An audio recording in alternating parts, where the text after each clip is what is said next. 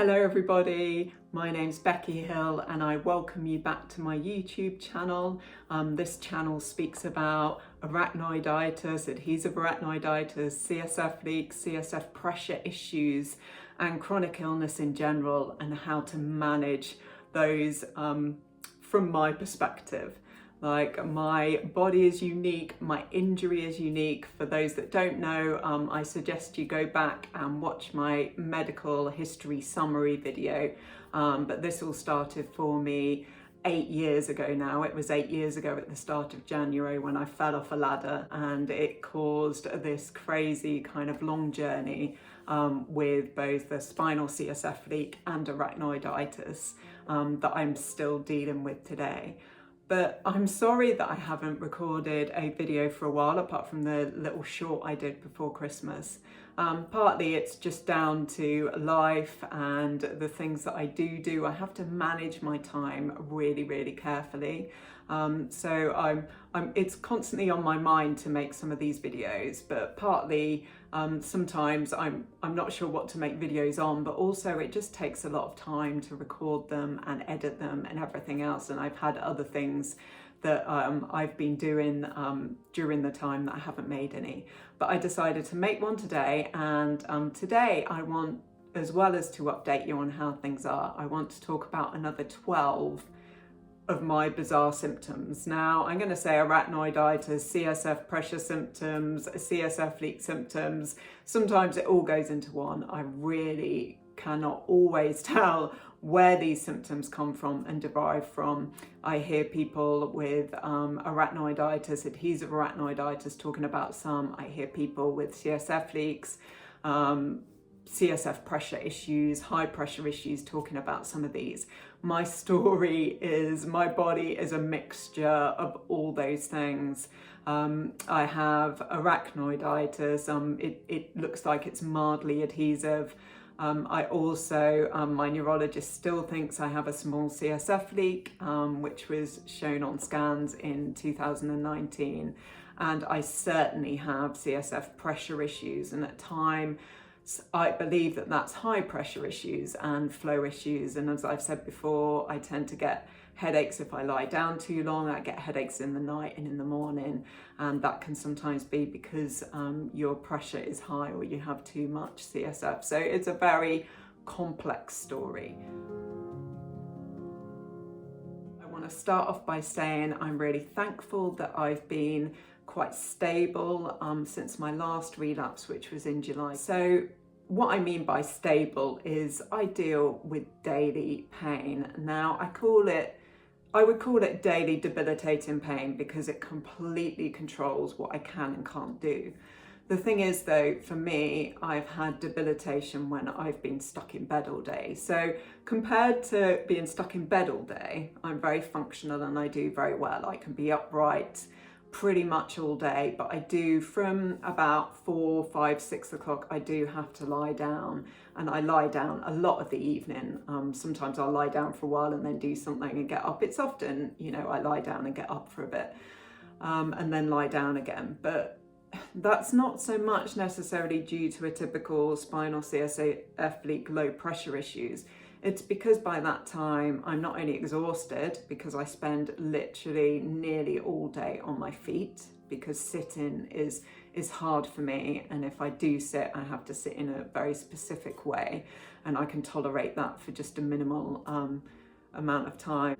So by later on in the day I get really exhausted, and also the pain just gets too intense, particularly in my lumbar spine, in my neck and in my head. And it just reaches a point I just can't tolerate it anymore. Another issue for me is that while I am upright, the only way to control the pain is to constantly be moving about, constantly being going out for walks, constantly doing housework, which means I get to move about.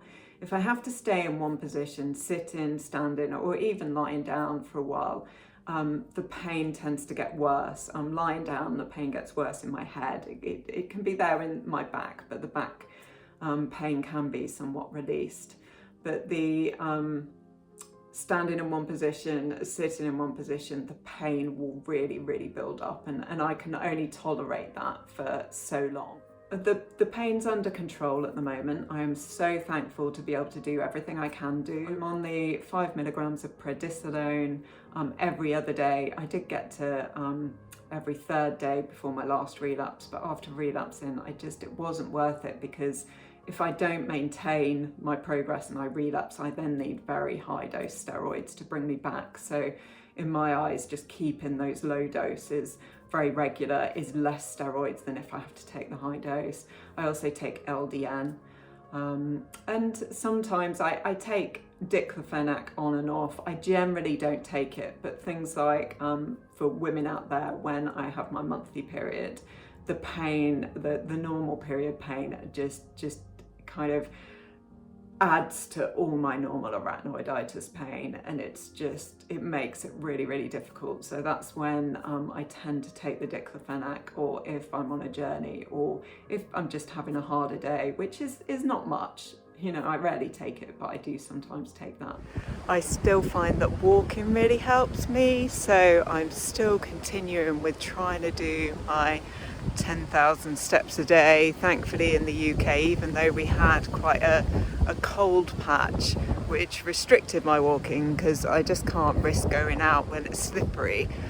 We didn't actually get snow here in Leicester, kind of in the Midlands, so that really helped me, and so the ice and frost would melt partway through the day. But on a day like this, it's beautiful to come out. It's very windy, but it's just really good for my body, my legs, my back, and my spinal fluid flow, it seems. So I just like to keep that up. And I'm more restricted in the winter because I can't walk in the countryside as much, unless, like here you can see we've got a road that I can walk on. Because of the mud, and it's too much risk for me. It's, you know, anything that's slippy. But it does really help me. It helps your mental health as well if you can walk, and I'm thankful, so thankful for it, because I've spent many months over the years and many hours of the day in bed. So to be able to walk this much is really good for me. And also is very telling if I am coming towards a relapse, because the walking will get harder over a series of days or even weeks. On to 12 more bizarre symptoms that I experience as someone that has arachnoiditis and CSF pressure issues due to probably a small leak and CSF flow problems. For those that don't know and aren't aware, arachnoiditis is known to cause CSF flow problems, and that is certainly what I seem to experience, which is why the changing of position and things seems to kind of help me so much. But number one I wanted to talk about is the fact that I am extremely hypersensitive to emotions and stress and anything kind of that raises my body's kind of intensity.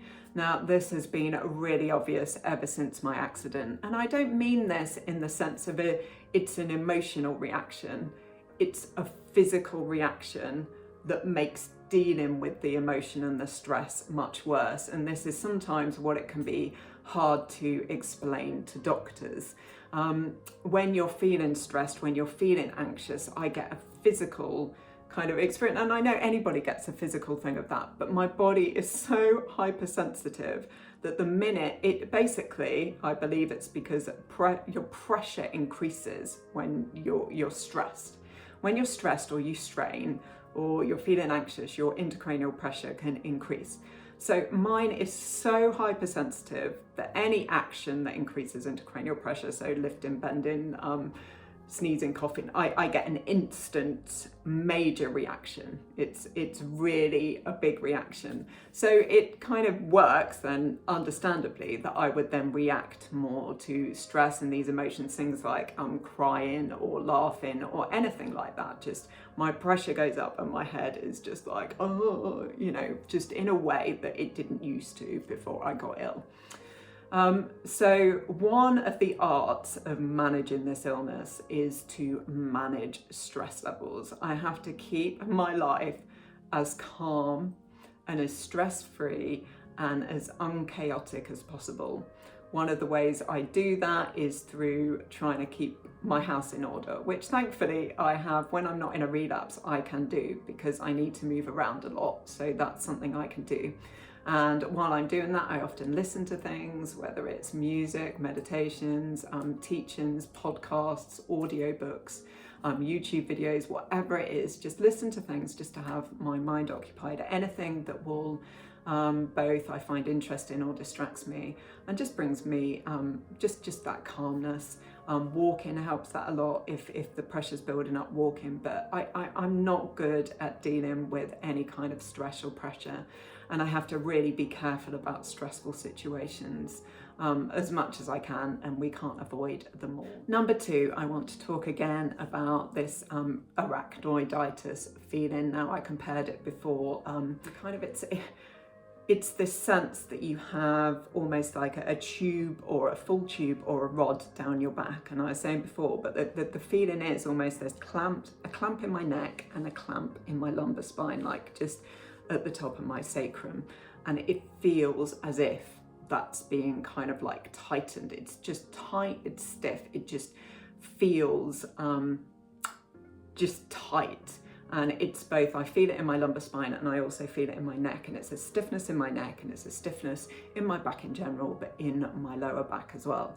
And it's like, I wrote down one day as I was feeling it and trying to describe it, it's like having this steel rod in your back. I can bend, I do have movement in my back, and thankfully I have a lot more mobility than I used to since I've been on steroids and doing better and had a bit more confidence knowing that I need to stretch my back.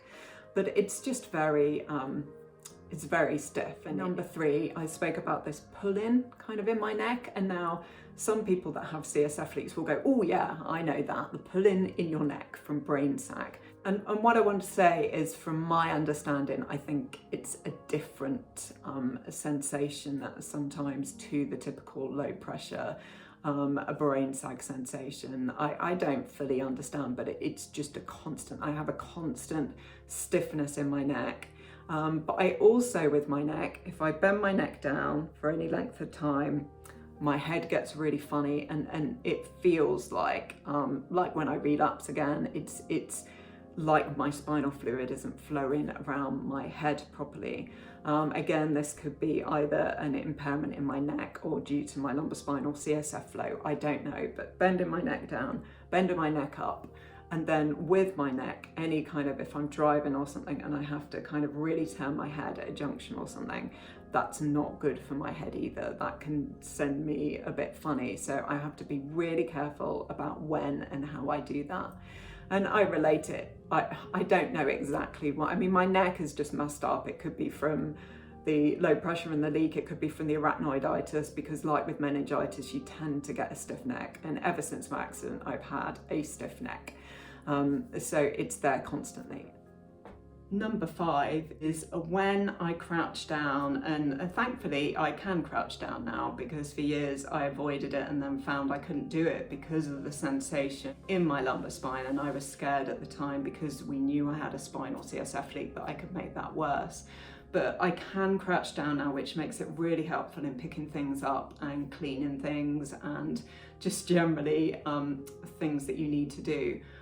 But doing it even briefly or for any length of time really aggravates my lumbar spine and then ultimately my neck. So when I crouch down, it really aggravates my lumbar spine in particular and my neck. But I just want to show you, so I'm crouching down now and I can feel it's good for my back and it's good for my spine to stretch my lumbar spine, and I know that that is good for arachnoiditis and adhesive arachnoiditis, and trying to stop the adhesions, just making sure it's stretched, and it has helped me the more I do it.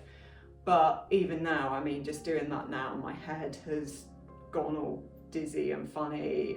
It can make me feel a bit nauseated. It's made me feel really hot, just kind of a burst of of heat, and it's definitely kind of flared my back and legs, like they feel funny, and suddenly my legs are a bit kind of pins and needles-y. So, you know, I can do this, and yesterday I was doing this quite a lot because I was trying to clean the oven, and by the end of it I just felt awful. Like, I felt sleepy. I just find it really hard, that feeling, and I don't know whether people understand, just to do with the pressure in my head and the pain in my spine.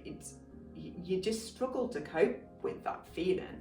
It's really hard, and ultimately I often just have to go out for a walk or something to deal with that. But the pain is like, it's like a grating, it's like a kind of a burning. It's a bit like the best way to describe it, it's a bit like a Chinese burn, you know, if someone's like this, or a carpet burn deep in my spine, and then a kind of pressure in my head, and I feel that in my head, and I feel it in my eyes, and it's kind of my neck, this kind of pulling, you know, like my spine is pulling, like it's pulling my neck, and then that's affecting my eyes. It's just a really, really strange feeling right now. So I've done it a bit more, so I'm feeling it more in my head, and kind of across my forehead and the back of my head, and just feel all that pressure and pain. Number 6, I want to talk about speed bumps. Now, I just spoke about in the car kind of turning my neck and things like that. Now, being in the car is really hard for me. I am so thankful that I can still drive, but I can only drive locally. I tend to limit it. I can do probably up to about half an hour, but normally that's earlier in the day. When it gets dark, I'm not good driving because of the lights. I could do short trips, but the lights really affect me and affect my head. But and I think partly with driving, it's the sitting down for a while, and the levels of concentration it takes. So I'm just very careful about how far I drive, but I'm thankful I can. As a passenger, being a passenger in a car is really, really tough for me, and always very painful, and long journeys in particular. But one of the worst things for me is speed bumps. I avoid speed bumps as much as possible, because going over the bumps, I'm up to my daughter's school and I drop in here at the school in the morning, there's this road, and I avoid it. I just avoid it every day because it's just that bad for me. But the other day on the side roads, it was icy and there was various traffic and things, so I didn't go up it, but I came down it, and it made me feel physically sick, and the pain and the pressure in my head was awful. The other thing in the car that's hard for me, and this links to what I'm going to talk about in a minute, is if it's raining, the windscreen wipers. If the windscreen wipers are going, and just having that going on in my face at the moment, any moving images in my face kind of makes me feel sick, and that's linked to my eyes. Scrolling on a screen, on the TV, if the camera ever kind of turns around or it's fast moving, I mean, flashing lights, I think I spoke about before, a no-go for me. But anything where there's a lot of movement on the camera, it's like a motion sickness, even though I'm not moving. I'm really, really sensitive to that now, and my issues with light, and I'll come on to sound, I think are partly just residual kind of brain damage now, that my brain is damaged as such that it's always been awful when I relapse, but I think in between the relapsing, it's got progressively worse what I can tolerate. And that brings me on to number 7, which is I'm very hypersensitive to noise. Some of the worst things are beats, music and beats and drums. Our church, that my husband's a pastor at the church, like we're heavily involved in leadership and pastoral ministry, and we have a live band, and the only way I can tolerate it is to be right at the back of church, and I have earplugs in, and that just takes the sound away enough that I can tolerate it. I can't have music playing in the background anymore. I can't have people singing in the background anymore, which is such a shame because we're quite a musical household and we always used to have music. And people singing in the background because we're singers. But something I've noticed recently, my toleration for things like the washing machine, or if my husband has an electric shaver, things like that now, I just don't have tolerance for it. I can't tolerate it. I've started putting the washing machine on when I'm not around, or I have to go out for a walk or leave the kitchen, because it's just so hard for me to tolerate those kind of noises. Another thing with my ears that I've mentioned before is when my head gets full, and it gets full of pressure, I'm standing in one position too long, if I'm sitting down too long, if I'm stressed, if I've done too much bending or crouching, as I just talked about, or lifting or anything, my head tends to get really full of pressure, and it can make me really yawny. It can make me, when I feel like that, I just want to go to sleep and lie down. But I know that won't always kind of rectify it, because lying down doesn't necessarily clear the pressure away from my head. One of the best things for me to do is just quietly move around, or particularly go for a walk. And as I'm going for a walk, over the first kind of 10-20 minutes, I can just feel the kind of, my ears kind of a bit crackly, and they pop a bit, and it's a bit like being on an aeroplane as the pressure kind of regulates, and probably, I imagine, kind of reduces. I don't know exactly what happens. I don't know whether when I walk and my pressure's too high, it reduces because then I leak a little bit more, and it helps stabilize my pressure like a natural shunt. And a shunt is what neurosurgeons would put in if someone has too much pressure.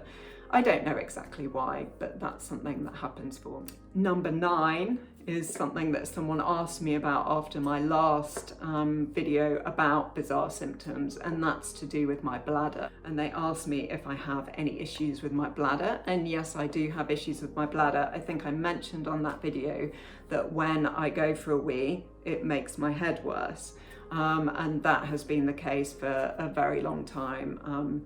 You know, I noticed it probably within the first year after my accident. But one thing that has got worse with regards to my bladder is when I just constantly feel like I need the toilet. When I go to the toilet, straight afterwards, I can feel like I haven't been, in the sense that I feel desperate. And I can go back and maybe get a tiny dribble out or something, but sometimes it's really, really horrible. Particularly at night time, if I'm trying to go to bed and I'm struggling to sleep, it's just constantly just feeling like I need the toilet. And sometimes going to the toilet and you've got a full bladder and you empty it, and I still feel like I'm desperate. So it's that sense of urgency. And then when I do relapse, as that gets worse, I tend to get some retention, and I find it hard to go to the toilet. But generally that's not so much of an issue at the moment. It's the urgency. Number 11 is I want to show you how I have to carry things. I go shopping most days after I've taken my daughter to school, because the shops are on the way back. And for me, it's just it's almost part of the physio of my day, is parking in between. There's 2 main supermarkets I go to, and I can only carry 1 bag at a time. I can't use trolleys, I can't use their baskets. So I'll show you what I use. So this is one of the bigger bags I use. I've just put some other bags in it for now so it's not heavy. And I go around the shop, and probably some people might think I'm stealing stuff because I put things in the bag, because I can't hold a basket, it's too awkward. And then whatever I can kind of manage in this bag, I kind of hold, and I have to keep holding it into me. I can't hold bags anymore like that. I can't hold them like that. There's something about that stretches my spine in a way. Even like that, I've hardly got any weight in it. And doing that with my arm down, I can feel it, like the strain on my neck, on my head and my eyes, and my lumbar spine. But holding it into me and holding it like that tends to work. So that's how I have to carry shopping. So I'll go to one shop, get a bag of shopping like that. Go to the other shop, get a bag of shopping like that. But some people might ask, why don't I do online shopping? But for me, it's just a part of kind of my physio. It gets some steps in, it does get me carrying some things. but I have to be really careful that I don't fill the back too much, because then that will affect my head, and I just am very careful with that. The final thing I wanted to show you is how I lie down, because that's really important for kind of comfort and how I sleep. I can't really lie on my back. It's too painful, only for a few minutes. It's too uncomfortable on my neck and my lumbar spine. But I have to lie on my side, and I use what I call hugging pillows to just to support my spine. I have to lie with a pillow between my knees, as you will see. That kind of support, so I just can't do it without that anymore. And then what I call a hugging pillow, and this is how I have to lie down and sleep. I have to get in and out of bed using that log roll position.